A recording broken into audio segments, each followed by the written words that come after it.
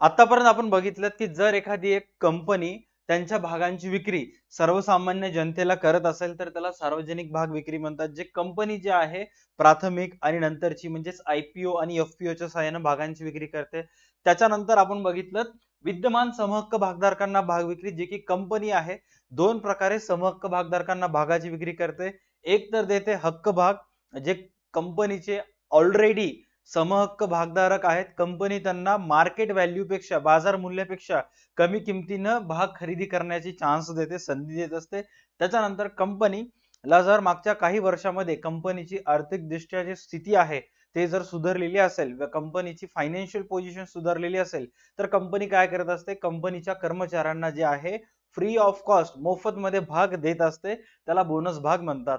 आजच्या क्लासमध्ये आपल्याला डिस्कस करायचं आहे की विद्यमान कर्मचाऱ्यांना भाग वाटप म्हणजे जे लोक कंपनीमध्ये अगोदरपासून काम करणारे आहेत, जे कंपनीचे भागधारक नाहीत, बट जर तुम्ही त्या कंपनीमध्ये काम करत असाल, राईट, आयदर तुमच्याजवळ भाग असू दे और नसू दे, तुम्ही कंपनीचे भाग जे आहेत ते मार्केट व्हॅल्यू पेक्षा कमी किमतीला परचेस करू शकता. आता उदाहरणार्थ तुम्ही जे आहेत चार प्रकार हे अशा प्रकारचे भाग खरेदी करू शकता. सर्वात पहिला आहे ESOS, ज्याला इंग्लिश मध्ये फुल फॉर्म आहे employee stock option scheme.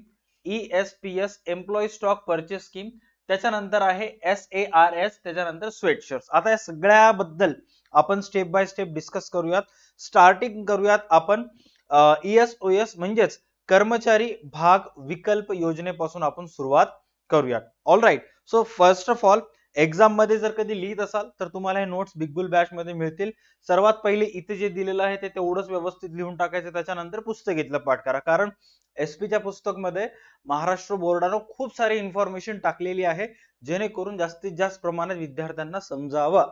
Right. But सगळंच सगळंच पाठ करून लिहिणं पॉसिबल नाही, त्यामुळं जेव्हा ही बारी येते ESOS ची त्यावेळेस कंपल्सरी हे एवढं तिथं दिसणं महत्वाचं आहे. आता काय सांगण्यात आलेलं आहे चेक करा व्यवस्थित, स्टेप बाय स्टेप आपण पाहूयात. प्राथमिक हा झालेला आहे.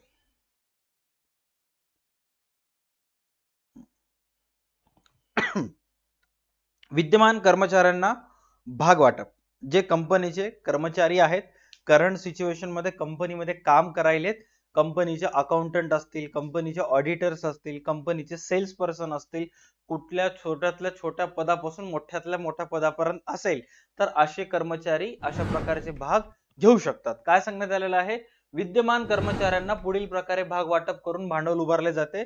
तुम्ही जे कंपनीचे कर्मचारी असाल, आता रिलायन्स कंपनी आहे, रिलायन्स कंपनीचेच भाग तुम्हाला मार्केट व्हॅल्यू पेक्षा कमी प्राइसला घ्यायचे आणि तुम्ही त्या कंपनीचे कर्मचारी असाल तर तुम्ही ह्यापैकी कोणत्याही एका पर्यायाचा वापर करू शकता. सर्वात पहिला आहे कर्मचारी भाग विकल्प योजना, ज्याला म्हणतात ESOS. या योजनेअंतर्गत कंपनी तिची मुख्य होल्डिंग कंपनी किंवा दुय्यम कंपनी, आता उदाहरणार्थ व्यवस्थित चेक करा, रिलायन्स इंडस्ट्रीज ची रिलायन्स इंडस्ट्रीज ही मुख्य कंपनी आहे. आता दुय्यम कंपनी कोणत्या आहेत, जिओ असतील, राईट, हे त्यांचे पॅरेंट्स कंपनी आहेत, जिओ वगैरे, जिओ. त्याच्यानंतर कॅम्पा कोला असेल, हे रिलायन्सच प्रोडक्ट आहे, राईट, किंवा रिलायन्स डिजिटल असतील, हे सगळे कंपनीचे छोटे मोठे सबसिडरीज आहेत, राईट. तर कंपनीचे कोणताही कर्मचारी जो मुख्य कंपनीत काम करत असेल किंवा दुय्यम कंपनीत काम करत असेल, याचे कायम कर्मचारी म्हणजे परमनंटली काम करणारे, ज्यांना परमनंटली बेसिसवर कंपनीत ठेवण्यात आलेला आहे, कायम कर्मचारी, संचालक आणि अधिकारी यांना कंपनीचे समहक्क भाग भविष्यातील तारखेस पूर्व निश्चित दराने घेण्याचा अधिकार असतात. ही योजना कर्मचाऱ्यांना प्रोत्साहित करते आणि ज्यामध्ये ते काम करत असतात त्या कंपनीचे मालक असल्याची भावना निर्माण करते. कंपनीलाही चांगले कर्मचारी कायम तयार करता येतात. आता बघा काय सांगण्यात आलेलं आहे, हा जो कर्मचारी भाग विकल्प योजना आहे याचा मेन पर्पज आहे की कर्मचारी आपल्या व्यवसायात दीर्घ काळापर्यंत टिकावा.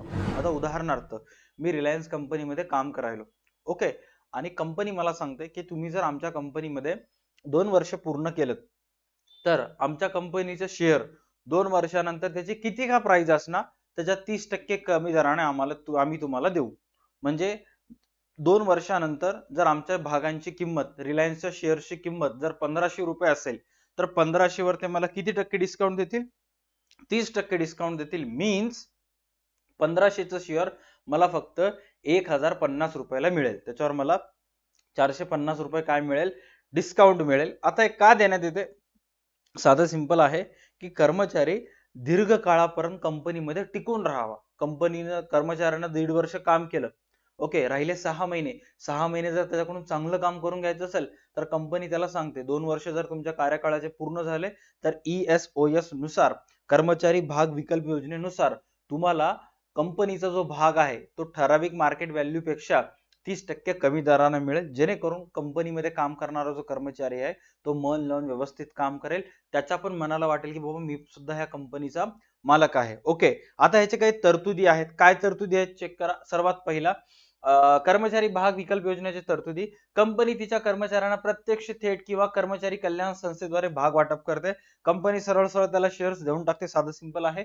वाटप केलेल्या भागाचे मूल्य बाजार मूल्यापेक्षा कमी असते. मी काय सांगितलं, वाटप केलेल्या भागाचे मूल्य बाजार मूल्यापेक्षा कसे असते, कमी असते. लोकांसाठी 1,500 देणार आहेत, पण मला कंपनी कितीला देईल, 1050 ला देईल. ऑलराईट. त्याच्यानंतर कर्मचाऱ्यांसाठी प्रत्यायोजन कालावधी 1 वर्षाचा असतो. आता तुम्हाला जर अशा प्रकारचे भाग खरेदी करायचे असेल तर कंपनीमध्ये तुम्हाला कमीत कमी किती वर्ष राहावं लागतं, 1 वर्ष राहावं लागेल. ऑलराईट. त्याच्यानंतर प्रत्यायोजन कालावधी, वेस्टिंग पिरियड बरंच सांगण्यात आलेला आहे. असा कालावधी ज्यामध्ये कर्मचारी भाग विकल्प दिल्यापासून भाग खरेदीसाठी अर्ज करू शकतो. ऑलराईट. सामान्यतः कंपनी तिची किमान धारण कालावधी निश्चित करते, म्हणजेच ज्यामध्ये कर्मचारी भाग विक्री करू शकत नाही. कंपनी सांगते भाग आम्ही तुम्हाला द्यायलो, 1 वर्ष काम केलात, भाग ते मला द्यायलो, बट पुढील 2 वर्ष तुम्ही हे भाग विकू शकत नाही. कंपनी अगोदरच ठरवून द्यायली. बघा, एक्झाम मध्ये लिहित असताना माहिती जी आहे ते तुम्हाला पूर्ण लिहायचे. तरतुदी कोणतेही 4 तरतुदी तुम्हाला व्यवस्थित लिहून टाकायचे. कोणतेही लिहा, पण 4 लिहा तरतुदी. ओके. त्याच्यानंतर जोपर्यंत कर्मचारी भाग खरेदी करत नाही तोपर्यंत लाभांश आणि मतदानाचा अधिकाराचा भाग घेऊ शकत नाही. कॉमन सेन्स आहे. जोपर्यंत एखादा एक व्यक्ती असेल, भागधारक असेल, कोणीही असेल, जोपर्यंत भाग पूर्णपणे खरेदी करत नाही तोपर्यंत त्याला लाभांश आणि मतदानाचा अधिकार मिळत नाही. साधा आहे. या प्रकारचे भाग वाटप करण्यापूर्वी कंपनीला विशेष ठरावाद्वारे भागधारकाच्या सभेत मंजुरी घ्यावी लागते. आता नीट लक्षात घ्या, कंपनीमध्ये भागधारक असतात, सर्वसामान्य जनता सुद्धा असते, तर कंपनीला अगोदर ठराव संमत करावा लागतो. कंपनीला अगोदर सांगावं लागतं सर्वसाधारण जनतेला की बाबा आम्ही आमच्या कंपनीचे काही भाग कर्मचारी भाग विकल्प योजनेअंतर्गत आमच्या संस्थेमध्ये काम करणाऱ्या कर्मचाऱ्यांना विकणार आहोत. जर तुम्हाला हे मत सहमत असाल तर तुम्ही मत द्या. जर सर्वसामान्य नागरिकांनी मत दिलं, हा ठीक आहे तुम्ही विकू शकता, तर ते विकेल. जर सर्वसाधारण सभेत तो ठराव संमत झाला नाही, मग कंपनी अशा प्रकारचे भाग कर्मचाऱ्यांना विकू शकत नाही. त्यानंतर कंपनीला कर्मचारी भाग विकल्प योजनेचे व्यवस्थापन करण्यासाठी भरपाई समितीची स्थापना करावी लागते. जी समिती इफ इन केस कर्मचाऱ्यांना भागांमुळे नुकसान झालं असेल, कोणत्याही प्रकारचं भाग खरेदी विक्री होत असताना, तर अशा प्रकारची नुकसान भरपाई समिती ती भरून काढते.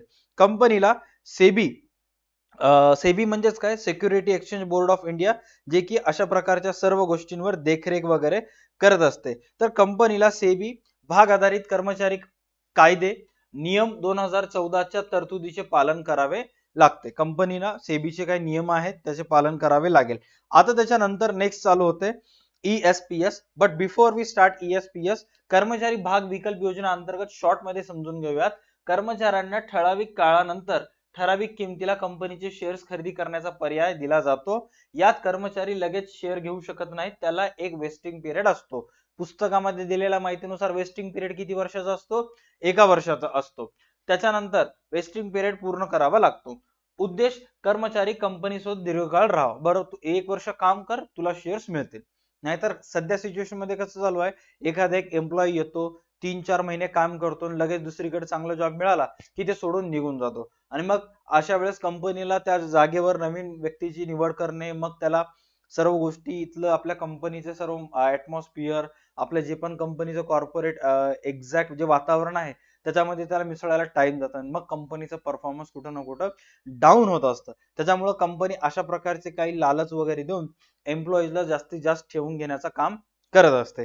त्याच्यानंतर आहे ESPS, employee stock purchase scheme. ह्याच्यामध्ये काय सांगण्यात आलेलं आहे चेक करा. दोन्हीचा अर्थ व्यवस्थित समजून घेऊयात.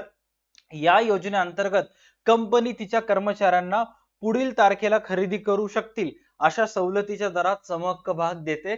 कंपनी कर्मचाऱ्यांच्या पगारातून भागांच्या देयकासाठी काही रक्कम वजा करते. कंपनी सरळ सरळ सांगते की बाबा इफ इन केस तुम्हाला भविष्यात जर भाग खरेदी करायचे आजपासून 1 वर्षानंतर 2 वर्षानंतर, तर तुम्ही सांगा त्या भागाशी रिलेटेड जे पण काही पगार वगैरे रक्कम असेल ते आम्ही तुमच्या पगारीतून आतापासूनच वजा करायला चालू करू. आपल्या ह्याच्यात काय दिलेलं आहे चेक करा.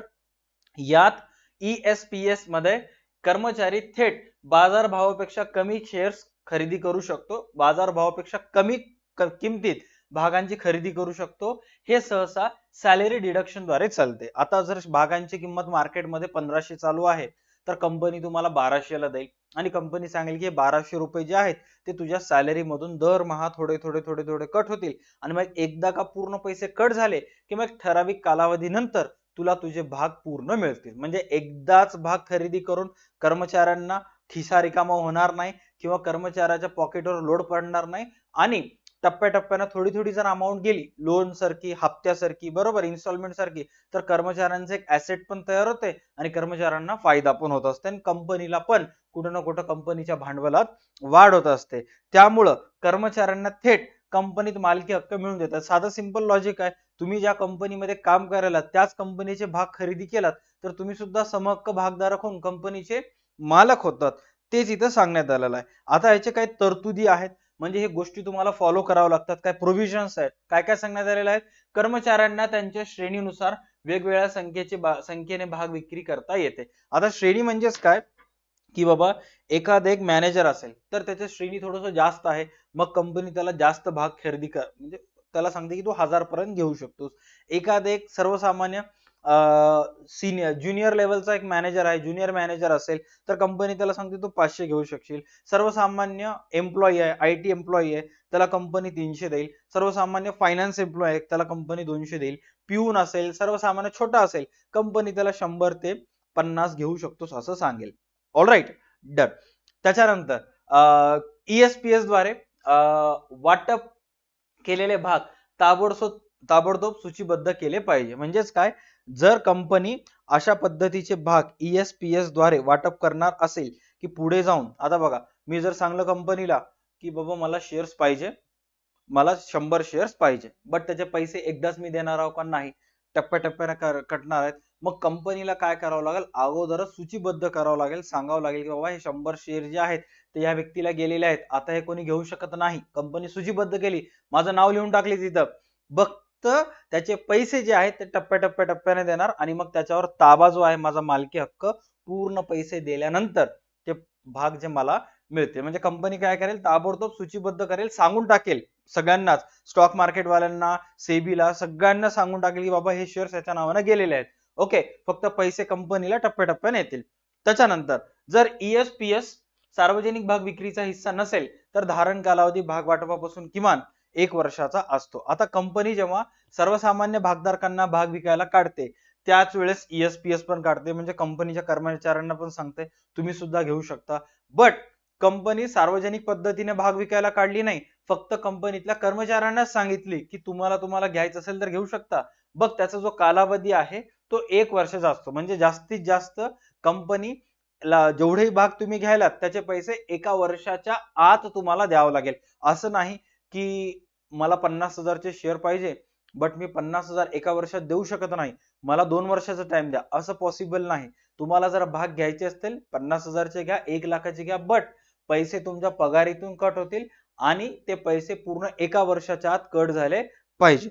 त्याच्यानंतर काय सांगण्यात आलेलं आहे कंपनीने सेबी भाग आधारित कर्मचारी नियमन जे कायदे आहेत नियम 2014 च्या तरतुदी पूर्ण केल्या पाहिजेत. आता एक पक्क लक्षात घ्या की कोणत्याही याचं तरतुदी असू दे हे कंपल्सरी लिहून टाकायचं आहे. हा एक कंपल्सरी येणारा तरतूद आहे. जर तुम्ही भलेही व्यवस्थित लक्षात घ्या ESPS चे तरतुदी लिहित असाल ESOS ची लिहित असाल किंवा SARS किंवा स्वेटसर ची लिहित असाल ते पॉइंट व्यवस्थित तरतुदीमध्ये यायलाच पाहिजे. Okay done. त्याच्यानंतर भाग खरेदी योजनेद्वारे भाग वाटप करण्यापूर्वी कंपनीला भागधारकांच्या सभेत विशेष ठरावाद्वारे मंजुरी घ्यावी लागते. हे दोन जे पॉइंट आहेत हे हक्काचे पॉइंट आहेत. मानाचे गणपती असल्यासारखे आहेत. हे 2 पॉइंट्स प्रत्येक तरतुदीमध्ये यायला पाहिजे. कोणते कोणते 2 पॉइंट्स? कंपनी सेबीचे नियमन कायदे 2014च्या तरतुदी पूर्ण केल्या पाहिजेत. दुसरा, कर्मचारी भाग खरेदी योजनेद्वारे भाग वाटप करण्यापूर्वी कंपनीला भागधारकाच्या सभेत विशेष ठरावाची मंजुरी घ्यावी लागत असते. ओके, मी तुम्हाला 3 लिहायला सांगितलं होतं. तुम्हाला कमीत कमी किती लिहायचे? 3 पैकी हे 2 तर फिक्स आहेत. राईट. आता एक तुमच्या मनानं कोणतंही लिहून टाका. त्याच्यानंतर आपल्या नोट्स मध्ये काय लिहिलेलं आहे चेक करा. क्लिअर कट सांगण्यात आलेलं आहे. यात कर्मचारी थेट बाजार भावापेक्षा कमी किमतीत शेअर्स खरेदी करू शकतो. हे सहसा सॅलरी डिडक्शन द्वारे चालते. म्हणजेच जर ESPS द्वारे कंपनीनं भागांची खरेदी केली तर त्याचे पैसे कंपनी कर्मचाऱ्यांच्या पगारातून कट करत असते आणि हे सर्व पैसे कंपनी एका वर्षाच्या आतच काढून घेत असते. All right, done. त्याच्यानंतर असते SARS म्हणजे स्टॉक अप्रिशिएशन राईट्स. आता पुस्तकामध्ये काय देण्यात आलेलं आहे चेक करा. स्टॉक अप्रिशिएशन राईट्स स्कीम या अंतर्गत आपल्या नोट्स मध्ये काय दिलेलं आहे आपण वाचून घेऊयात. यात प्रत्यक्ष शेअर दिले जात नाहीत. बघा, प्रत्यक्ष शेअर तुम्हाला मिळत नाही. व्यवस्थित चेक करा. फक्त शेअर्सच्या भावातील वाढ, प्राइस अप्रिशिएशन एवढाच नफा कॅश किंवा शेअरच्या स्वरूपात कर्मचाऱ्यांना दिला जातो. उद्देश कंपनीचा फायदा कर्मचाऱ्यांना वाटून देणे, पण शेअर्स डायल्यूट न करता. आता इथे काय सांगण्यात आलेलं आहे? Stock appreciation right means company जर स्टॉकची किंमत वाढली, 1000चं स्टॉक होतं, त्या स्टॉकची किंमत 1800 झाली, 800 रुपयानं वाढलं, तर कंपनी काय करते? कुठं ना कुठं स्टॉक्सच्या किमती कंपनीच्या भागांच्या किमती वाढल्यामुळं कंपनी काय करत असते? काही त्यातले पैसे काढून कंपनीच्या भागधारकांना वाटत असते. आता एक तर ते वाटत असताना कंपनी डायरेक्ट कॅश मध्ये देऊन टाकेल. सपोज मी रिलायन्स कंपनीमध्ये काम करायलो, ओके, मला पगार 30,000चा आहे, बट कंपनीचे जे भाग आहेत, कंपनीच्या शेअरची प्राइस होती, मी जॉईन केलं तेव्हा कंपनी 1200 रुपये, आता कंपनीच्या भागांची प्राइस झाली 2500, म्हणजे दुपटीनं वाढली. मग कंपनी काय करते? कंपनीच्या भागाची प्राइस वाढली म्हणजे कंपनीचं भांडवल वाढलं. जर कंपनीजवळ अगोदर 250 करोड होते, भागाची प्राइस दुप्पट झाली म्हणजे कंपनीजवळ आता किती करोड झाले? 500 करोड झाले. 500 करोड म्हणजे दुप्पट झाली ना कंपनी, राईट? दिन दोगना रात चौगना हुआ कंपनी तो. मग अशा वेळेस कंपनी काय करेल? 500 करोडची कंपनी झाल्यास आपल्याला काय बघायचं? काय काम करूयात? एक 50 करोड रुपये आहे ते आपल्या कर्मचाऱ्यांमध्ये वाटून टाकूयात. मग त्या 50 करोड पैकी काही हिस्सा माझ्या जवळ येतो, माझ्या नावाचा आला 5000 रुपये, तर कंपनी काय करेल? ते 5000 रुपये मला नगदी स्वरूपात देऊन टाकेल. किती रुपये? 5000 रुपये. समजा मी म्हणलं की नाही, मला 5000 नकोत, मला काम करा, 5000चे भाग द्या. मग कंपनी सांगेल बेटा 5000ची आपल्या एका शेअरची किंमत 2500 आहे, मग 5000चे 2 शेअर येतात, तर मग तुला 2 शेअर चालतील का? म्हणलं हा चालतील, काय प्रॉब्लेम नाही. नगदी 5000 देण्याच्या ऐवजी कंपनी मला काय करते? माझ्या नावानं 2 भाग टाकून टाकते. ऑलराईट, समजायला एक्झॅक्टली याच्यामध्ये काय होते काय नाही ते. स्टॉक अप्रिसिएशन राईट्स म्हणजे जेव्हा जेव्हा कंपनीच्या भागांच्या किमती वाढून कंपनीला फायदा होईल, तर कंपनी तो फायदा कंपनीच्या सर्व कर्मचाऱ्यांना देत असते. देत असताना नगदी स्वरूपात देत असते किंवा काही वेळेस भागांच्या स्वरूपात देत असते. नगदी स्वरूपात जर मला 5000 आले, मी कंपनीला सांगतो की मला नगदी देऊ नका, पैसे खर्च होतात, मला 2 भाग देऊन टाका. कंपनी सांगेल एका शेअरची किंमत 2500 आहे, घेऊन जा, 2 भाग घेऊन जा. काय माहित उद्या जर त्याच 2 भागाची किंमत, एका भागाची किंमत 2.5 वरून 3 गेली तर 2 चे 6 होते. मग मी जर नगदी घेतलं तर मला 5च आलेत, पण भाग घेतलं तर मला किती हजार आलेत? 6000 आलेत. वाढू शकते. ओके, आता आपल्या बुक्स मध्ये काय सांगण्यात आलेलं आहे चेक करा. या योजनेअंतर्गत कर्मचाऱ्यांना एका विशिष्ट भाग संस्थेची भविष्य काळातील वाढीव किंमत मिळण्याचा हक्क दिला जातो. हे अशा प्रकारचा एक हक्क आहे कंपनीतल्या कर्मचाऱ्यांना की उद्या जर कंपनीचा फायदा झाला, कंपनीची तरक्की झाली, तर त्याच्या भागांची किंमत वाढल्यामुळं जो फायदा कंपनीला होतो त्यातून काही हिस्सा तुम्हाला मिळत असतो. ओके, भाग किंमत वृद्धी अधिकाराचे युनिट्स कंपनी कर्मचाऱ्यांना वाटप केले जातात. भविष्यातील एका विशिष्ट तारखेला भाग किमतीतील वृद्धीची रक्कम रोख स्वरूपात किंवा समहक्क भागाच्या स्वरूपात दिली जाते. आता जेवढी प्राइस वाढायली, भागांची वृद्धी व्हायली, तेवढी प्राइस कंपनी एकतर 5000 मला नगदी देणार, मी जर म्हणलं की नाही मला नगदी नको, मला भाग द्या, मग कंपनी तेवढ्याच किमतीचे भाग मला देईल. त्यानंतर काय सांगण्यात आलेलं आहे? भाग किंमत वृद्धी अधिकार योजना, स्टॉक अप्रिसिएशन राईट स्कीम ही बोनसच्या बदल्यात दिली जाणारी पद्धत आहे. ही पद्धत चांगले कार्य करणाऱ्या व भागांची बाजार किंमत वाढणाऱ्या कंपन्यांकडून वापरली जाते. काय सांगण्यात आलेलं आहे, कधी कधी कंपनीला मोठ्या प्रमाणावर प्रॉफिट वगैरे होत असतो, राईट, कंपनीचं परफॉर्मन्स चांगलं होत असतो तर कंपनी बोनस वाटप करत असते. काही कंपन्या बोनसच्या ऐवजी काय करत असतात, अशा प्रकारचे स्टॉक अप्रिशिएशन राईट स्कीम, भाग किंमत वृद्धी अधिकार योजनेअंतर्गत कर्मचाऱ्यांना नगदी पैसे देत असतात किंवा नगदी पैशांऐवजी त्याच किमतीचे भाग कर्मचाऱ्यांना देत असतात. All right, done. त्याच्यानंतर या योजनेनुसार भाग खरेदी करण्यासाठी पैसे द्यावे लागत नाहीत. कंपनीकडून कर्मचाऱ्यांना किमान 1 वर्षाचा प्रत्यायोजन कालावधी वेस्टिंग पिरियड दिला जातो. बघा काय सांगण्यात आलेलं आहे, या योजनेअंतर्गत जर तुम्हाला भाग मिळत असतील तर कर्मचाऱ्याने भाग खरेदी करण्यासाठी पैसे द्यायची गरज नाही. कंपनी तुम्हाला फुकटमध्ये द्यायली, तुम्हाला पैसे द्यायची गरज नाही. जसं ह्याच्या अगोदर जर आपण बघितलं की ESPS आपण बघितला, ESOS सुद्धा बघितला, याच्यामध्ये सुद्धा कर्मचाऱ्यांना भाग खरेदी करण्यासाठी पैसे द्यावे लागत असायचे, राईट. त्याच्यानंतर याच्यामधून पण कर्मचाऱ्यांना भाग खरेदीसाठी पैसे द्यावे लागत असायचे, बट ते पैसे त्याच्या पगारीमधून 1 वर्षाच्या आत कट होत असायचे, राईट. ESPS मध्ये टप्प्याटप्प्याने पैसे कंपनी काढून घेते, ESOS मध्ये कंपनी एकदाच पैसे काढून घेत असते. त्याच्यानंतर स्टॉक अप्रिशिएशन राईट स्कीम आहे, याच्या अंतर्गत कंपनी तुमच्याकडून पैसे घेत नाही, उलट कंपनी तुम्हाला पैसे द्यायली. याच्यामुळं इथं कोणत्याही प्रकारचे तरतुदी नाहीयेत. जेव्हा कंपनी स्वतःच्याच कर्मचाऱ्याकडून पैसे काढून घेत असते, एकदाच पैसे काढून घेत असते किंवा टप्प्याटप्प्याने पैसे काढून घेत असते, त्यावेळेस तरतुदी येतात, राईट. इथं कोणत्याही प्रकारची तरतूद नाही, कारण हे फुकटमध्ये भेटलेलं आहे तुम्हाला. ओके, नंतर चेक करा काय सांगण्यात आलेलं आहे.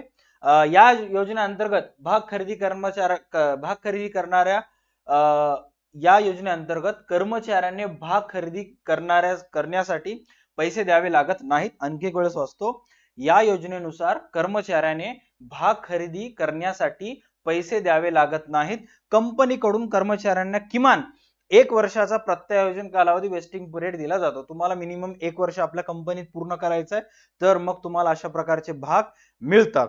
All right. त्याच्यानंतर काय सांगण्यात आलेलं आहे, या योजनेत किमान धारण कालावधी नसतो. भागधारकांच्या सभेत विशेष ठराव संमत करून या योजनेला संमती दिली जाते. साधं सिंपल आहे. तुम्ही याच्यातल्या जे 2 गोष्टी आहेत ते तुम्ही ऍज अ तरतुदी म्हणून करायचेच असतील तर पाठ करू शकता.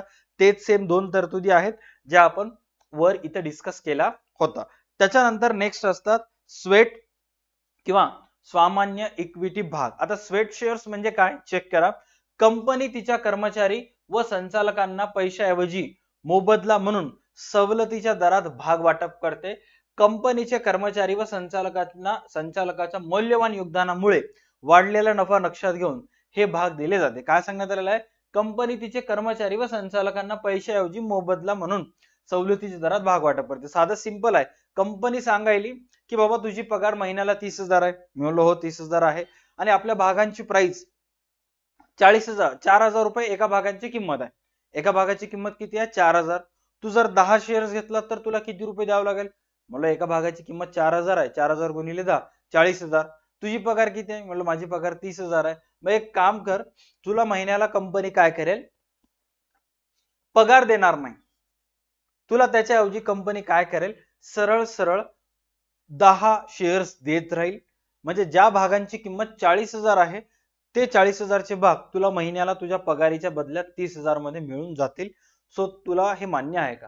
आता जो भागधारक आहे तो विचार करतो की यार चला काय करूया, 40,000 चे शेअर 30,000 ला भेटलेले आहेत, पैशाची गरज पडली, एकदा भाग आले, भाग विकून पुन्हा पैसे घेता येईल.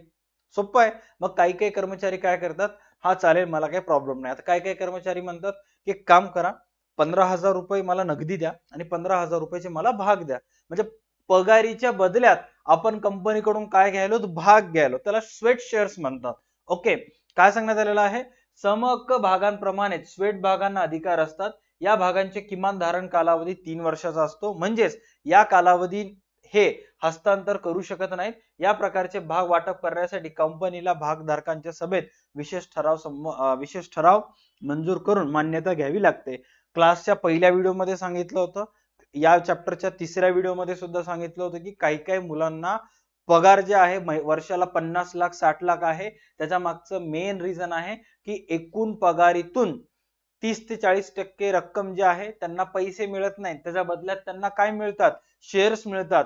दुसरी गोष्ट, त्यांना कंपनी 50 लाखाचं पॅकेज देत असताना, 60 लाखाचं पॅकेज देत असताना, 1 करोडचं पॅकेज देत असताना 3 वर्षाचं कॉन्ट्रॅक्ट करून घेते आणि हे भाग त्यांना कधी मिळतात, 3 वर्षानंतर.